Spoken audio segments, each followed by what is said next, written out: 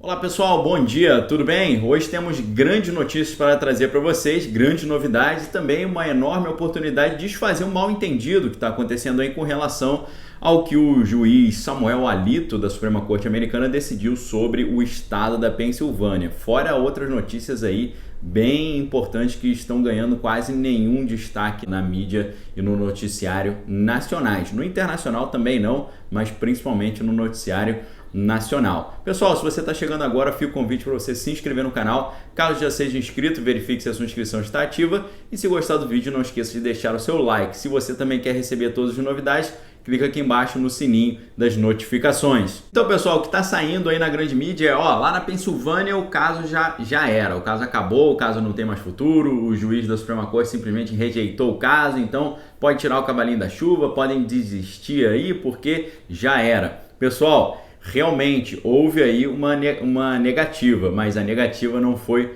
plena. A advogada do presidente americano Diana Ellis, ela lembrou que a Suprema Corte negou apenas as medidas cautelares de emergência. O caso da Pensilvânia ainda está pendente de decisão, principalmente no que tange ao mérito lá na Suprema Corte Americana, tá bom? Então o mérito ainda precisa ser analisado e essa é exatamente a parte mais importante desse caso. Talvez a gente tenha uma decisão sobre isso hoje, tá certo? Pode ser que o mérito seja decidido hoje. Só que a gente tem que analisar que esse pedido que foi feito na Pensilvânia, agora o próprio estado do Texas está fazendo. Eu não sei se ficou claro isso para vocês, mas o estado do Texas está processando outros 4 estados. Vocês têm noção da situação que isso é? E eles estão agora tendo um apoio de quase 10 estados que estão caminhando juntos, tá? A gente está vendo agora uma disputa entre os estados, estado processando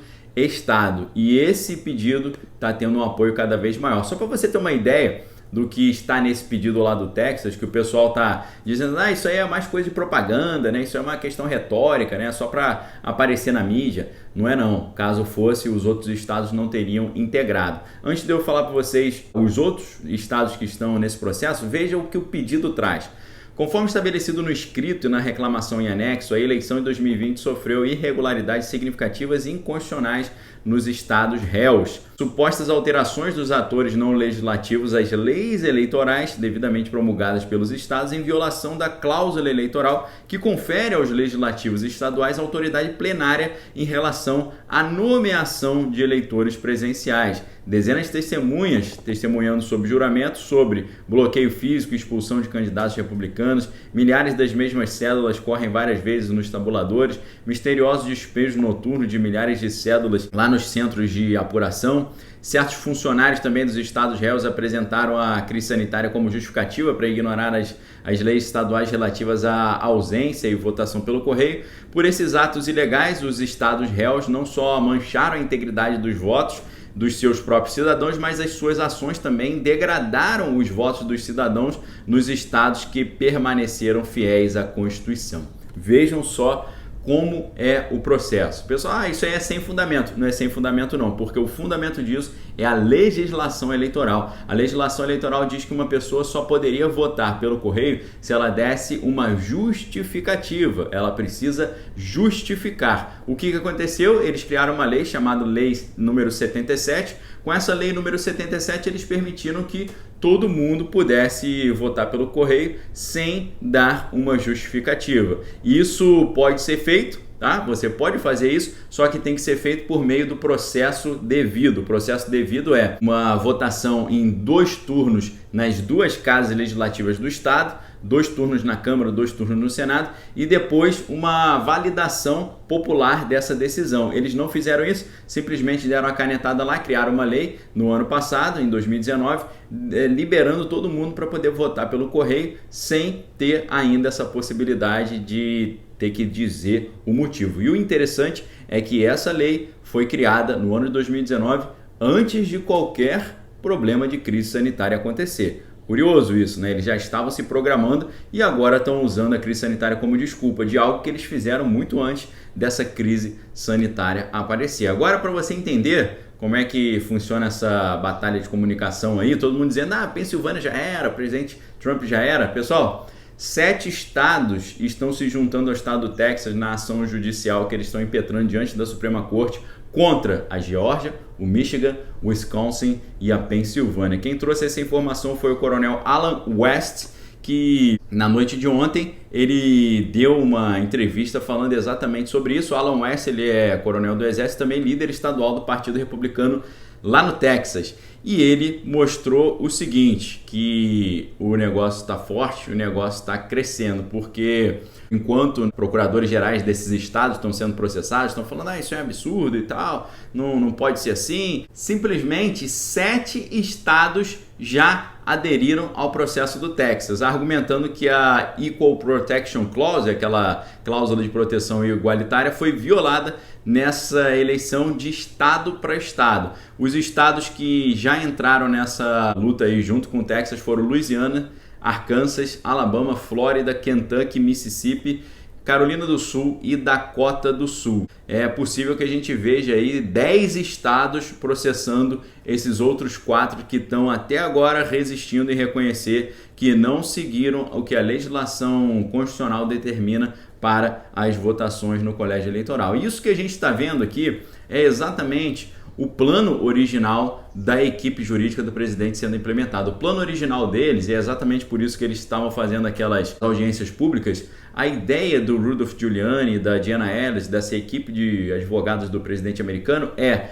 trazer os legisladores estaduais, lembrá-los de que a competência para apontar os membros do colégio eleitoral é deles, porque a Constituição americana determina que caso haja problema nas eleições nos estados, o legislativo estadual pode decidir quem eles vão mandar para o colégio eleitoral. E isso, é claro, vai terminar lá na Suprema Corte. Outra coisa que o pessoal não está dizendo, né? A mídia está falando, mas o presidente americano perdeu aí na Pensilvânia, né? O juiz da Suprema Corte já descartou.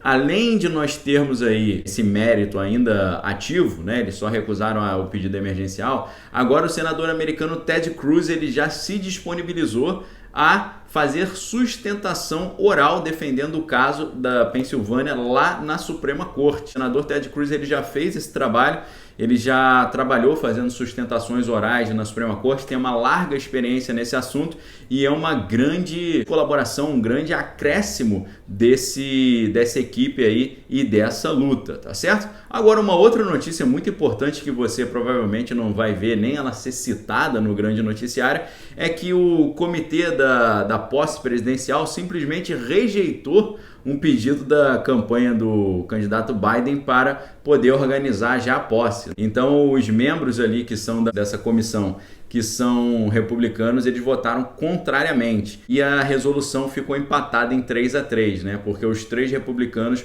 votaram contrariamente. Isso é muito bom porque a gente tem visto pouca atitude do Partido Republicano em favor do presidente americano e isso é algo preocupante, né? Porque eles estão optando por não entrar nessa briga aí do presidente americano para fazer valer a sua candidatura. Pelo menos agora, lá na Câmara Federal, nós já vimos membros aí do Partido Republicano chegando junto e se levantando da cadeira e marcando presença. Tá bom, pessoal? A gente vai ver muita coisa acontecendo essa semana, como o presidente americano prometeu. Nós sabemos que ontem terminou o prazo chamado prazo do Porto Seguro, que é o prazo limite para que as pendências nos estados fossem resolvidas.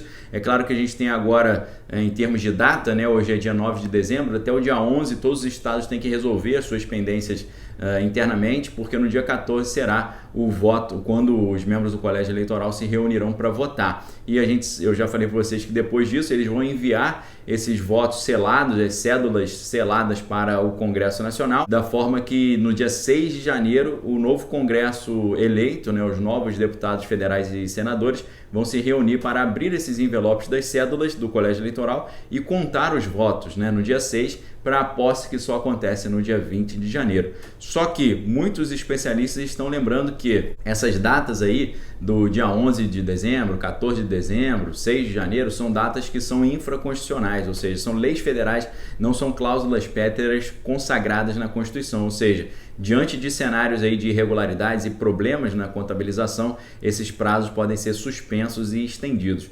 Vamos ver se a gente vai ver uma suspensão desse dia de 14 de dezembro, que é o dia, em tese, verdadeiro das eleições americanas. Tá bom, pessoal? Obrigado pela audiência, fique com Deus, examine todas as coisas, retém que é bom. Se gostou do vídeo, não esqueça de dar o seu like, clica aí embaixo no sininho das notificações para receber todas as novidades.